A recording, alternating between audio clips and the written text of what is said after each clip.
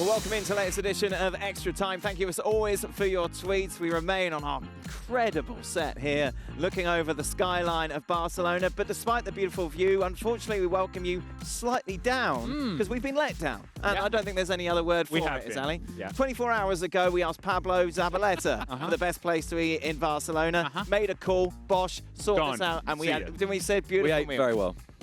Luis, do you think maybe you could find a nice restaurant for us? Because he played here. Oh, it's Friday. No one's going to be available. What? I'll make a couple of calls. What? Nothing. That's it. Half-hearted effort. Yeah, it's disappointing, Luis. I did a good job anyway. Then, we're relying on me to find a restaurant. Let's see what happens. Right, Sid, do you think any La Liga team has the chance to win the Champions League this year? And who is this year's favourite, according to you? No.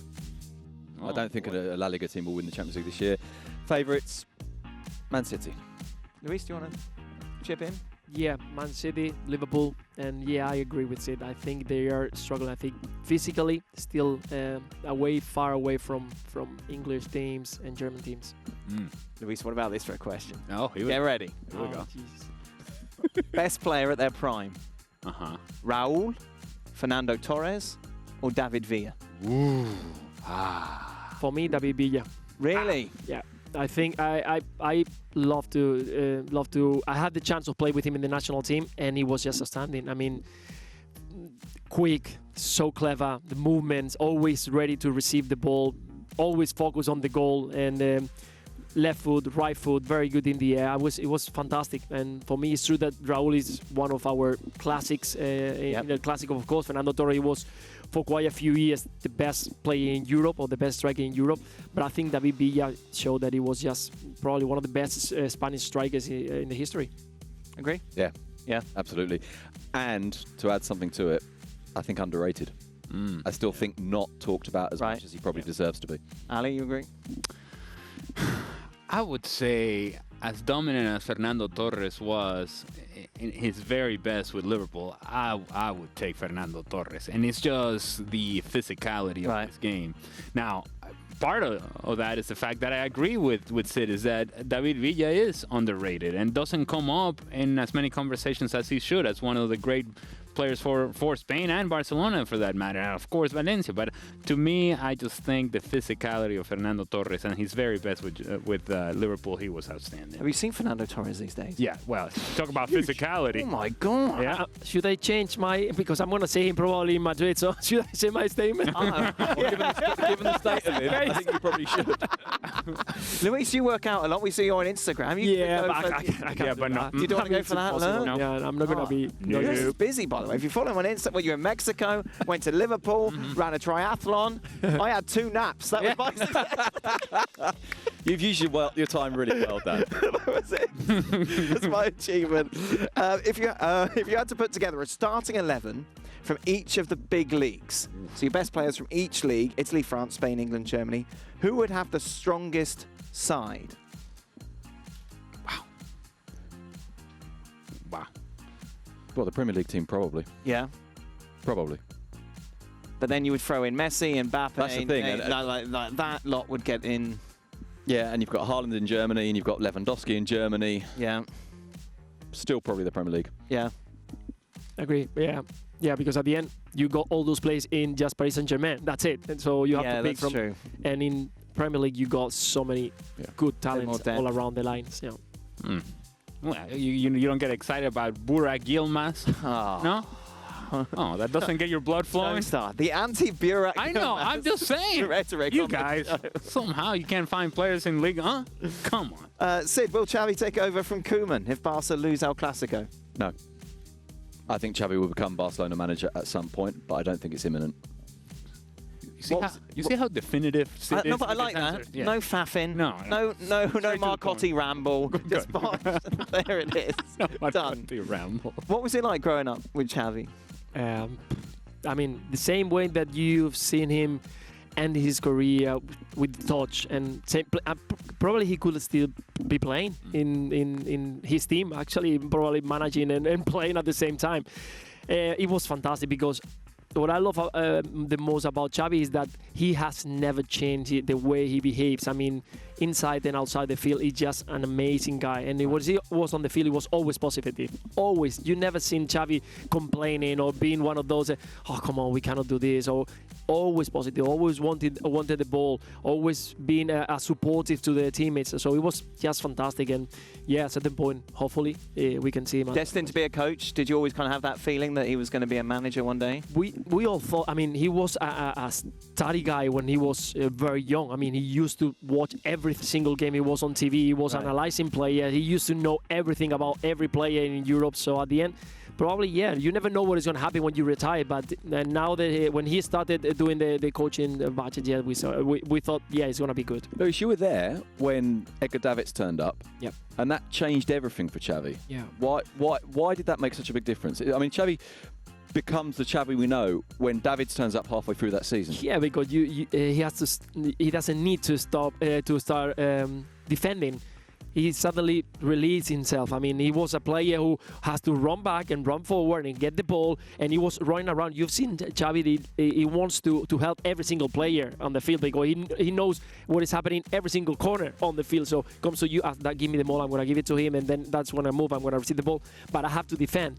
And with Davids, it's like, okay, now you're free to receive the ball, whatever you want, don't need to go back, and then you can use that movement, that technical ability, is got the view in proper places up front when he can receive, turn, and play with the players up front, because at the back, he's not a quick player. We all know he's not a big lad, and so he needs to be over there in the other pitch to create chances. Yeah, I always felt that season that the arrival of Davids, we talked about Ronaldinho, there were lots of good players in that team, but the arrival of Davids was the key to everything, and all of a sudden, this will make sense. We never lost a game in the second part of the season. Yeah.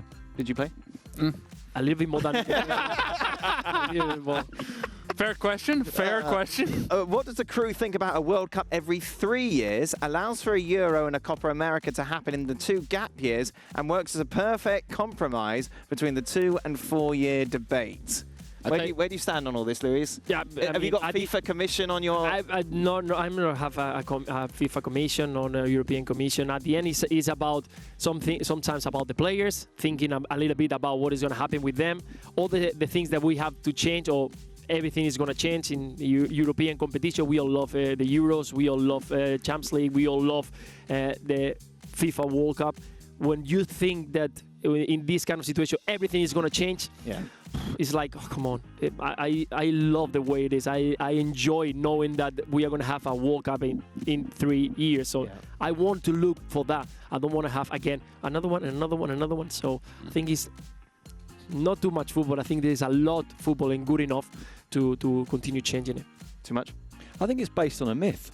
I think the idea of a World Cup every 2 years, a bit like the idea of a Super League, is based on myth. And that myth is, this is terrible. We need to change it.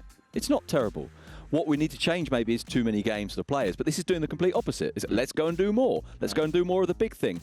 And the failure, I think, to see that it's partly the scarcity that makes the big things big. It's the scarcity that makes them seem great. I, in principle, don't have a problem with a World Cup every 2 years if it is a World Cup every 2 years, and that's it. But if you've got a World Cup every 2 years, what do you do with the Euros and the Copa America and the African Cup of Nations? That's the problem. Yeah. Venezuela not qualifying for a World Cup every 2 years instead of every 4? I don't care. Even if this meant that Venezuela was going to go to a World Cup, I still don't like it. And I tell you, it cheapens the product and it takes away the magic of the World Cup tournament. For Luis, what's your best memory of playing in the ISL?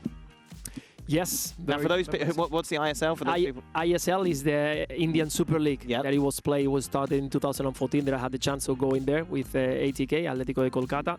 And yes, fantastic memories, because moving there to India, an amazing experience with the culture. The people was just fantastic. Playing in front of 80,000 people at the opening ceremony was just beautiful.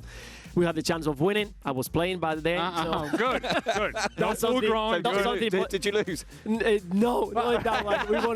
We won in that one. So it was, great memories from ISL.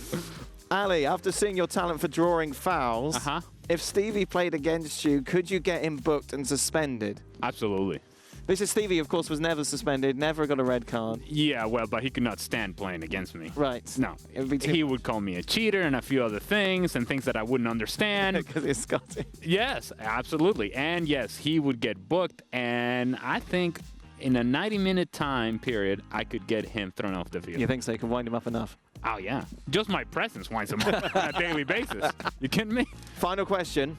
Whoa. Sid, if you could hang out in a Mallorca cabana sipping Primo Cava with any coach, past or present from La Liga, who would it be? Wow. What a question. Wow, what a question. Goodness me.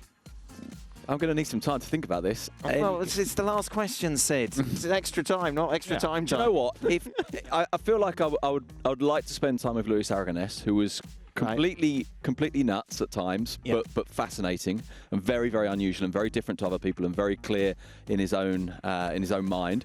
So yeah, maybe Luis Aragonés. Yeah. Great choice. Yeah. Great choice. Fantastic history. You will laugh a lot, I have to tell you. Brilliant stories. Yeah. Oh, that's nice. Oh, well, there you go. Who would you have, Luis? Who would you want to? Actually, it could be a good one because you can talk about You can football, come with me but if you want. sometimes you Don't want to ask talk him to. to book the dinner. You're not going to get the cabana. We call Pablo. Pablo will get it done. Thank you very much, guys. As always, just a reminder, of course, we're here. Counting down to El Clasico, which kicks off on Sunday. Be sure to stay with us, and we'll be back tomorrow for more.